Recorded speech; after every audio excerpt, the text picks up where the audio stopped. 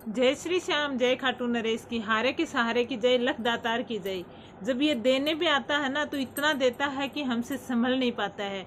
और एक ऐसा ही किस्सा मैं आज आपके साथ शेयर करूंगी कि एक बाबा का भगत है, और जब डॉक्टरों ने ना बोल दिया था तब बाबा ने कैसे उसका इलाज किया।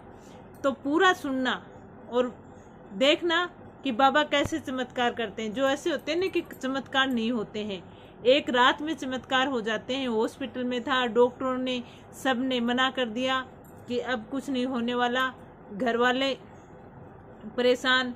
लेकिन कैसे उस भगत की बाबा ने मदद की और कैसे उसको ठीक किया, वो आप ध्यान से सुनना। सच्ची घटना है, कोई हवा में बात नहीं है। और ऐसे ही काफ़ी भगत बाबा के दरबार आते हैं कि हमारे ये हो गया था, डॉक्टर ने ये कह दिया। आप कभी देखना, भक्तों का जो न्यूज वाले होते हैं ना, वो पूछते रहते हैं कि आप कैसे आए, आपकी कौन सी अर्जी स्वीकार हुई। तो आप देखना, सुनना, उनमें से भगत खुद अपने मुंह से बताते हैं कि बाबा ने उनके जीवन में कितना बड़ा चमत्कार किया। तो आज मैं आपको ऐसी एक रियल कहानी आपको बताती हूँ कि बाबा ने उस भगत के साथ कैसे चमत्कार किया। नाम मैं नहीं बताऊंगी, लेकिन मैं आपको उसके बारे में और उस क्या बीमारी थी और डॉक्टरों ने क्या कहा वो सब मैं आपको शेयर करूंगी। तो क्या था, वो एक भगत था बाबा का। बाबा की हर एकादशी को वो खाटू जाता था और बाबा का एकादशी का उपवास करता था। पहले बाबा को भोग लगाता, फिर वो खुद ग्रहण करता था। तो उसके एक किडनी पहले से ही नहीं थी, फैल थी। अब वो भगत दिन रात बाबा की सेवा करता और कुछ भी कभी कुछ नहीं मांगता था बाबा से कि बाबा मेरे को ये देना है, वो कुछ भी नहीं मांगता था। सिर्फ सच्चे मन से, श्रद्धा से वो बाबा की भक्ति करता था, बाबा के मंत्रों को जाप करता था और अपना काम करता था। ऑफिस जाता था, अपना काम करता था, लेकिन एकादशी पर वो बाबा का उपवास रखता था और बाबा के दरबार जाता था। अब ऐसे करते करते साल बीत गए। फिर उसके दूसरी किडनी थी, उसमें भी प्रॉब्लम आ गई। डॉक्टर, घर वाले उसको डॉक्टर के पास लेके गए। अब डॉक्टर ने कुछ दिन एडमिट रखा, फिर उसको जयपुर रेफर किया और वहां से फिर उन डॉक्टर ने कहा कि भाई हाँ, कोई इलाज नहीं है इसका। तो अब देखो, दूसरी किडनी लगाते हैं, कोई बंदोबस्त होता है। अगर इस हो जाए तो सही है, नहीं हो तो कुछ कह नहीं सकते। तो घर वाले इतना सुन लेते हैं ना कि हम डॉक्टर जब जवाब दे देते हैं कि भाई कुछ कह नहीं सकते, अब तो दुआ ही काम आती है।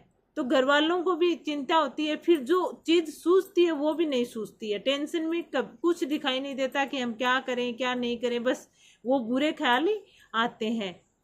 फिर एकादशी आई तो उसने कुछ नहीं ग्रहण किया। उसके लगा हुआ था ड्रीप वगैरह, लेकिन उसने मन में बाबा को याद किया कि हे बाबा, आज तक मैंने तेरे से कुछ नहीं मांगा है और मैंने हर एकादशी को तेरा उपवास रखा है, हर एकादशी को तेरे दर्शन करने आता हूँ।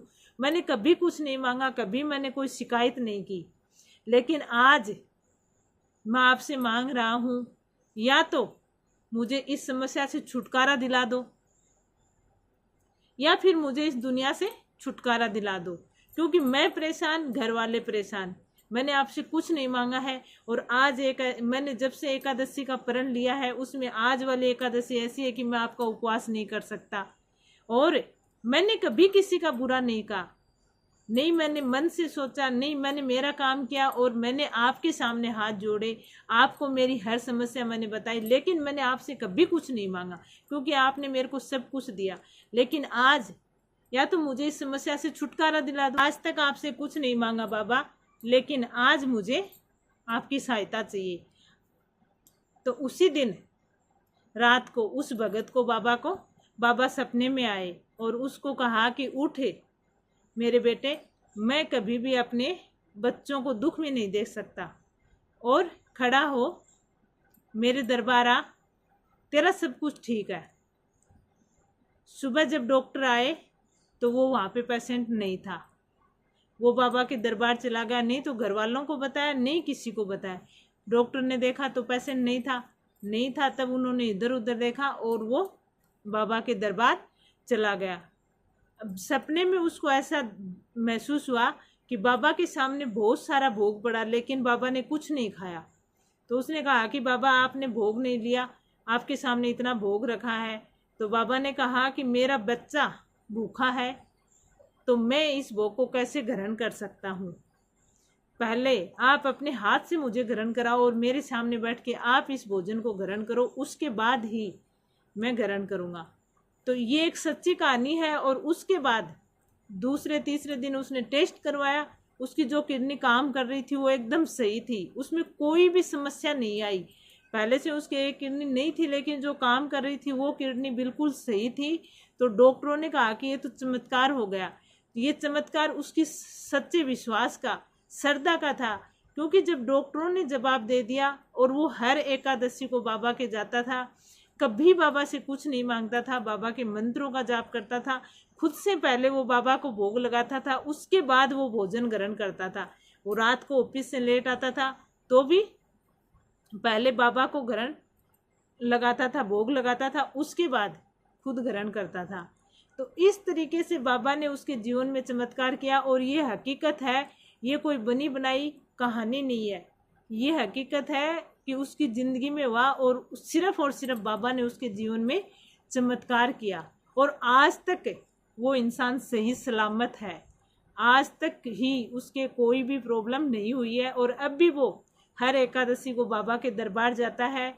और जैसे पहले बाबा के प्रति श्रद्धा और विश्वास था, वैसे ही वो आज बाबा के प्रति श्रद्धा और विश्वास रखता है। तो इसलिए बाबा को आप कुछ भी करो, बाबा से मांगो मत, बाबा खुद देंगे। आपके जीवन में बाबा चमत्कार करेंगे, आप बाबा पे भरोसा रखो।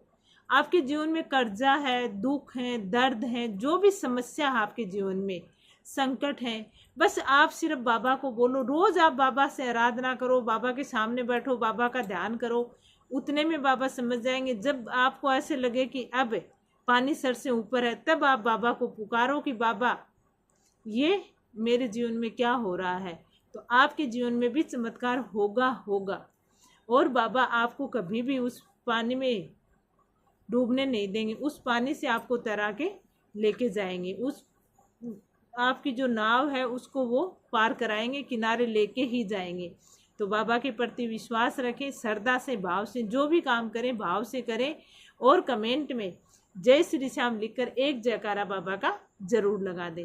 वीडियो अच्छा लगा हो तो लाइक ज़रूर करना, चैनल को सब्सक्राइब कर लेना और कमेंट जरूर कर देना। जय श्री श्याम, जय खाटू नरेश की।